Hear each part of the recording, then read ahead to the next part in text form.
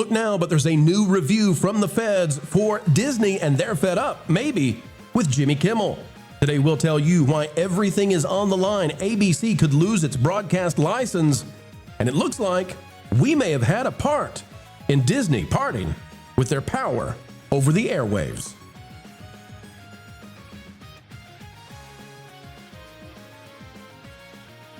Hello, folks. Hello, friends. Welcome back yet again to the channel that continues to change hearts and minds simply by telling the truth with a capital T. And yes, indeed, thatparkplace.com, our sister website, also has had a huge part in the story we're about to bring to you. So your support really does matter. Click the like button. We'll start with the chatter right now. All right, ladies and gentlemen, the FCC is now preparing a review of Disney's TV licenses. Take a look at this. It's out of Semaphore by Liz Hoffman and Rohan Goswami. It says exclusive. FCC prepares review of the licenses. And here's what we've got. This following on the heels, of course, of Jimmy Kimmel and the disgusting way he's presented the Trump situation. The Federal Communications Commission is moving toward a review of Disney's broadcast licenses. According to people familiar with the matter, a maneuver that would up the pressure on the ABC owner as it faces fierce scrutiny from the administration again over a late-night monologue. The FCC may choose not to trigger that process, known as an early license review, some of the people said, but Chairman Brandon Carr has threatened Disney's licenses before, as recently as this month when he criticized the company's diversity programs. The FCC licenses ABC's TV stations across the country to broadcast their programming over publicly owned airwaves, which is why I have asked or said or suggested that Kimmel should be moved to Disney Plus or Hulu.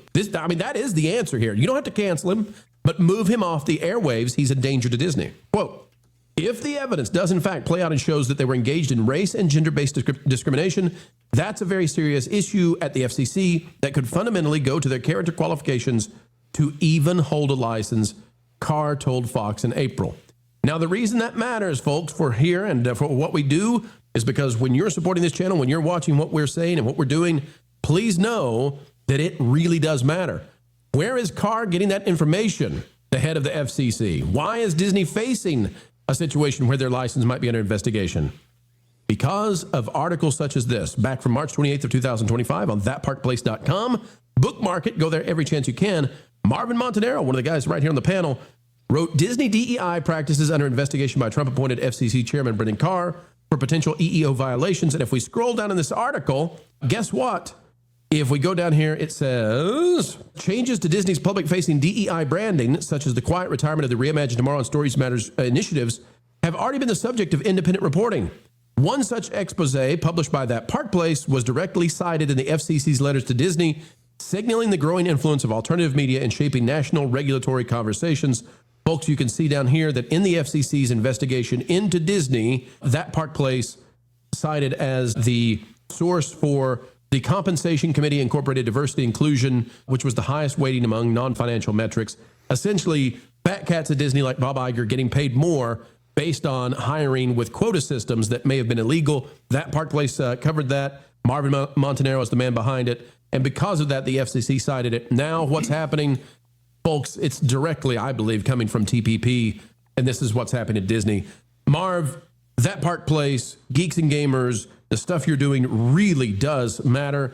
And it's putting now Disney in a strange place where the evidence is out there. If the FCC wants to challenge them after this Kimmel situation regarding what they've been up to, I think the FCC has a totally clear runway. And this is one of those ways that Disney might feel the pressure to say, Jimmy, we're moving you on out. Marv, awesome job. And tell the folks, since you've been the author of this, since the FCC has cited you in this, walk us through what Disney was up to and why it's a danger to them now. So you put it pretty well there. Disney was engaging in hiring practices that are essentially illegal. They were basing executive payment plans based off of diversity, listing diversity as a skill, actually. I believe there were also executives on there that were getting a raise specifically because they had the diversity skill. So that's highly illegal. And Marv, one of those diversity skills was what you like to do in the bedroom, right? I believe so, yes. So I just want people to understand it. If you did not qualify because of your ethnicity or your ancestors or anything like that, you could bypass that by saying, well, I like these people in my bedroom. Possibly. That is possible. But yeah, the FCC has stepped in. They have since removed the diversity skill from their executive compensation packages. We covered that earlier this year. So yeah, they've been under the eye of Sauron for quite some time now. And now, you know, I believe Carr had said something about going after their licenses when Kimmel had said the Charlie Kirk thing. Now it sounds like it's a little bit more official than that. So looks like it. I mean, at the end of the day, Kimmel's when this and when if and when this happens, they're going to cry fascism. They're going to cry freedom of speech. They're going to cry First Amendment. But here's the thing: you have freedom of speech. That is true. Jimmy Kimmel cannot be arrested and jailed for the things that he said. That is his God-given right, his freedom of speech, his unalienable right. He does not have the unalienable right to host a television show on late night TV. Exactly. That is not his right. His right is to say it and not be arrested. Yeah. The other aspect here is I kind of think he wants to get banned. He wants to go down as if he's a martyr. Like, yeah, it's like the movie where the guy is going to go sacrifice himself and they're going through the whole thing about, well, why are you sacrificing yourself? But he's already got a terminal illness anyways. The terminal illness here for the Jimmy Kimmel show is that no one watches it anyways.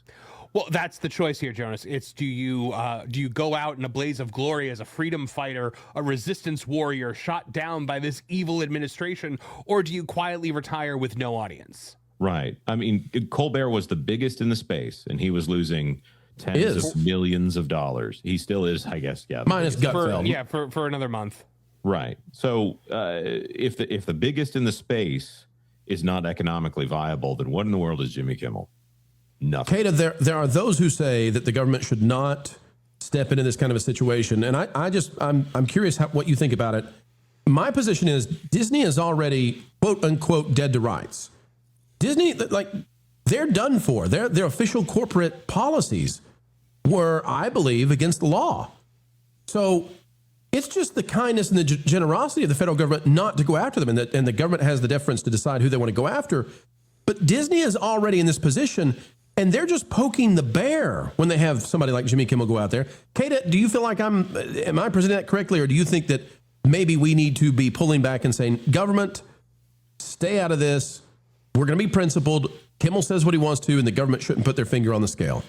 Well, that's the double-edged sword, right? Where it's like, obviously, you don't want too much government overreach in what people say and what people do.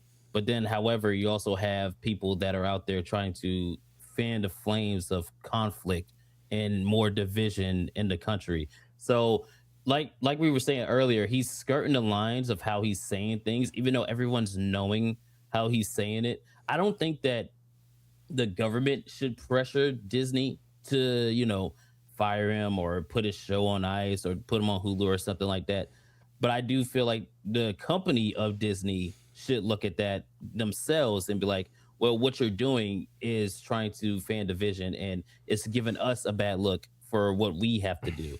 So I feel like it should be a company thing and not the government forcing them to do what it is that they should be doing with this stuff. You know what this is parallel to? This is parallel to the Florida situation where Disney, everybody knew they were getting away with something with Walt Disney World. Everybody knew this was not right, that they could self-govern themselves, and they had this sweetheart deal that gave them an advantage over everybody else. But nobody called them out for it until they poked the bear, and they wouldn't stop. And they always, for whatever reason, they believe they're above and beyond any kind of reproach.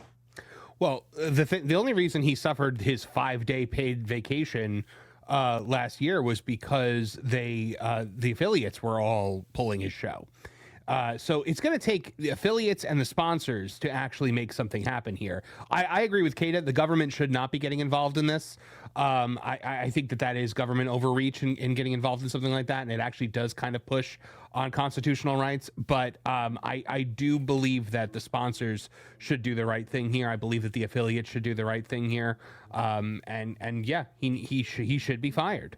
Marv, what are your thoughts on you, in particular, being cited by the government in their investigation into Disney and to the quota system they had in place, which basically just said, we're going to hire this percentage of all these different people groups, and then we're going to give raises to the white guys at top, the white guys and girls at top, the Bob Igers of the world. They're going to get more money because we hired this percentage and this percentage and this percentage. Walk us through, because almost nobody out there knows what it feels like to be cited by the federal government investigation. It's obviously a huge honor, as far as the work is concerned. But it's not the reason why we tell the truth. It's humbling that they thought enough of our reporting to actually, cite us in something like that. And we just continue to do what we do. We tell the truth. We try to give you guys the best source of news humanly possible when it comes to the entertainment space, and hope you'll, bookmark it and keep coming back for more. It's why we're, syndicated on Newsbreak now. It's why we are moving in the direction we're moving. There you go. Culture, I'll give you the final word on this. Disney is now facing pressure like they have not had before.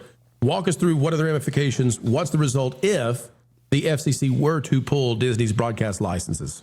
Well, I think they're going to have a lot of problems, not just the loss in the market. In fact, the angle that I'm approaching the story is that this is a giant financial problem for Disney, and it has been since last year. I mean, I think Marv's talked about that at length. And honestly, I think the ramifications are, going to be driven by the affiliates. I think you guys are locating the right location, especially after we are now seeing the consolidation of those affiliates into one partner, Nexstar and Tegna, and their $6 billion merger is, being, scrutinized because it is going to give them a giant chunk of the market. But to be fair, the market's already been compromised by the addition of streaming and unregulated cable things, which you guys are suggesting is where somebody like Kimmel belongs. I would just say this. I think that this is going to hurt Disney and their financial viability more so than they probably anticipated. And I'll say one more time. I think the person who should be put on the hook, probably by Josh tomorrow himself, to protect his job, it should be Dana Walden. Dana's not going anywhere, though. There's no way they get rid of her, because any movement at the top of Disney would signal to investors that there's another tumultuous handover, transition of power at Disney. She can't go anywhere, Culture. There's no way. Well, so there, Culture. Okay. Yeah, I'm just going to say. Well, maybe, listen, I'm banter back if you think I'm wrong. No, I think you push her out front. The decider of this is going to be Dana Walden. That's what, if I were Josh tomorrow right now, knowing the position that Iger put him in, I'd push her out front and have her handle this, because whether she rises to the occasion or shrinks and diminishes is valuable in at least one way to Josh's position as CEO. Again, he's not being paid the same as she is, so there's something fishy there as well. I would be very worried about my job if I were Josh right now. If you're the CEO and you're not making more than the second in command, yeah. Wait, she's making more than him? Yeah. In some ways, he has better stock options than she does, but in a direct salary situation. But if he never collects or doesn't vest those stock options, what does it matter? We'll see. A lot of stuff's going to matter real soon. The FCC looking at Disney, what will they decide to do? Well, if I'm Disney, if I'm Wall Street and I'm the investors, I might find a way to convince the FCC there's no reason to investigate me. And that could be Kimmel. Good night, game over, drive home safely. Folks, this video is done.